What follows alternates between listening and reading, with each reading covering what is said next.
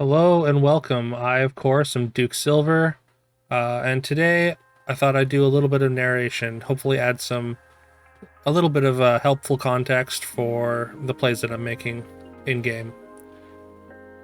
So yeah, let's just get into this. So we get a pair of mice early on, which is generally pretty good. It makes us a little weak in the beginning stages of the game, but there's just that kind of large payoff if you find the triple, which we do here. And of these three treasures, it's a pretty easy coin of Charon. It's just so much better the earlier you are in the game, and it can just help you snowball if you get particular units like a Friendly Spirit or Polywoggle or Wretched Mummy, things like that just benefit from gaining stats over time. So yeah, I did lock for the TLK there. I feel like a golden 3 is just a lot better than just having a 1 gold off the mouse. So having the 2 ranged in the back does make me stronger in the next fight, but I really don't want to get those coin stats on the Cinderella, so I opt to play it in the back there. And we do get the stats on the sure shot, which I was pretty happy about. And we come very close to taking Merlin's daggers here. 1 point of attack short. A little bit unfortunate, but okay, so here's the Polywoggle. As I said, with the coin, it's very good because it'll just keep running into the front line and it'll keep growing, or it'll slay, right? So get the stats on the Polywoggle first, so that's always nice. Okay, and feeling pretty strong after getting just a few turns of the coin. Like, there's just so many stats already like added to my board. At 4.0, I'm pretty happy to put 10 attack on the Polywoggle and just turn it into a 5 with some extra stats. Seems like a pretty good deal to me. And we do get the Polywoggle Slay, so it's going to turn into a 5 with +8/+8.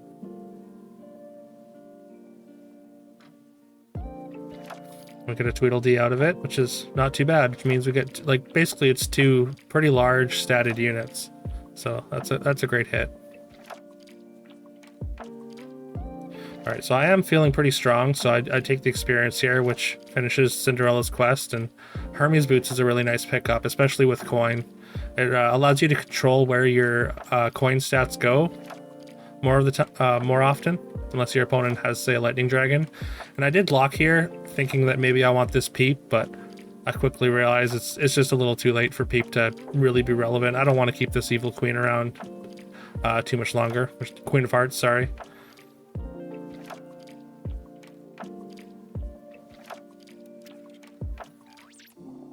Nothing exciting there.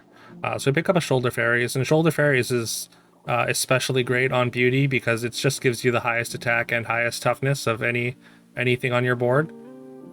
So just a really solid 5 to pick up on Beauty, whereas you need a fair amount more setup on other heroes. All right, there's that Lightning Dragon putting coin stats on the Riverwish Mermaid I picked up, so a little bit unfortunate there, but not the end of the world, of course. So there's a Lancelot, and same logic with the Polywoggle. It's just going to run into the front row and keep growing itself, and possibly slaying, and so it's going to help, the coin is going to help it get to its quest a lot faster. And there is a Baba Yaga in this shop that I'm going to lock. There's also a Merlin's Test in case I need it for next turn.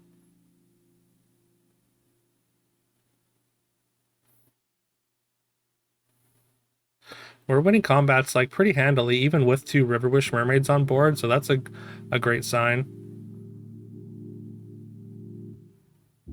So as with Lance as a 17/17, we only need five extra stats there to proc it.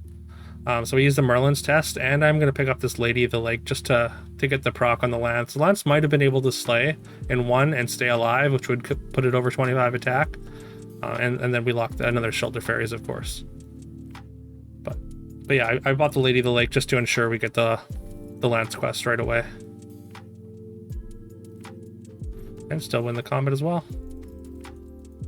Alright, so again, I'm very strong, so I'm taking the staff here because it's going to help me find more Baba Yagas and Yorms and whatnot, and more shoulder fairies. Because I don't need the infusion of stats that the Sword of Fire and Ice would have given me. Alright, so we get a pretty good shop with a couple goldens here. I'm really hoping to get Horn of Olympus off of this Riverwish Mermaid, but we don't get it, so I just skip and sell to get this golden fairies going. And Drax Saber, which is quite strong, and the coin's pretty much run its course now. It would be good if I was heading into like a good boy comp, because coin with good boy is very good, of course. But it looks like I'm moving towards a slay comp. It's less good. So there was a good boy there, which is a great pickup for beauty, of course, because everything's good. But we do roll past it. I'm pretty dialed in on slay with the Riverwish and the Baba and upgraded lance already. So maybe tunnel visioning a little bit. Like the I don't really have the best treasures for slay. Like there's no evil eye, no horn. But I keep winning fights and I keep getting slays, so I guess keep focusing on it.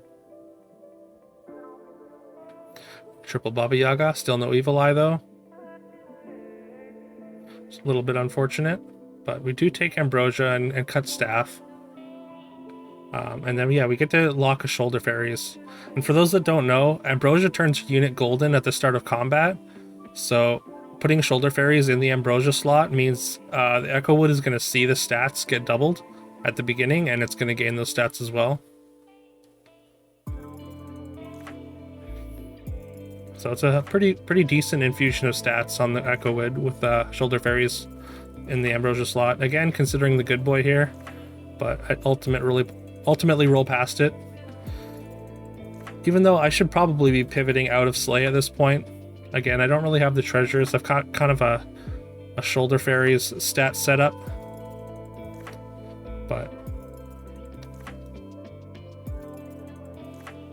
But I keep winning fights, so it's tough to argue with results.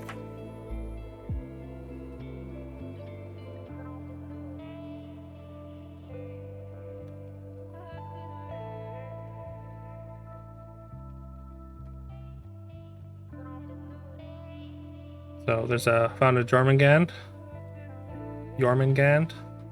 whichever way is correct to pronounce it, which is really not that exciting.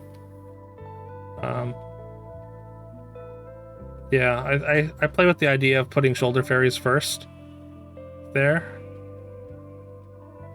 but I'll then forget to switch my supports back, so that's kind of a bit of a punt by me. At this point, like I'm not big enough to slay almost anything on the front line there, so I mix a Whizzle the Lance into a giant pumpkin here, and just abandon the slay comp, which I probably should have done a little sooner, but we had lots of health, enough of a health buffer to make a mistake. All right, and there is a good boy, which I am gonna pick up this time. Opponent decided to give us an emote. I don't know if they think they're dead or if they think that I've stuck with the slay comp and they're just gonna keep winning, but yeah, and that's it. We win with shoulder fairies, pumpkin comp, almost slay comp. That's what we'll call it. Almost slay. So yeah, if this narration was helpful at all, or if you like the other way better, please let me know in the comments, and don't forget to leave a like and subscribe if you aren't subscribed already. I'd very much appreciate that, and yeah, bye.